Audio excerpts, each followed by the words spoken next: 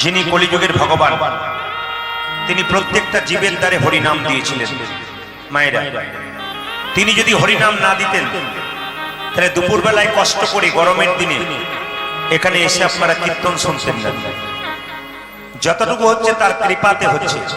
মহাপ্রভুর কৃপা ছাড়া কোনো কাজই সিদ্ধ হয় না। এই জন্য মহাপ্রভু কৃপা করেছেন, তাই আপনারা এসেছেন। মায়েরা, হরিনামে সুখ আছে, বাকি কোথাও সুখ নাই। ভগবানের চরণতলে সুখ আছে, বাকি কোথাও সুখ নাই।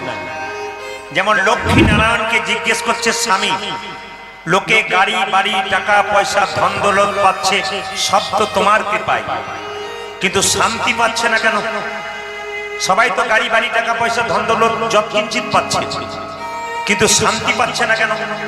ভগবান বলছে শান্তি পাবে তখন আমার চরণ ধরবে যখন। ভগবান বললেন শান্তিটা তো আমার চরণে লুকিয়ে আছে।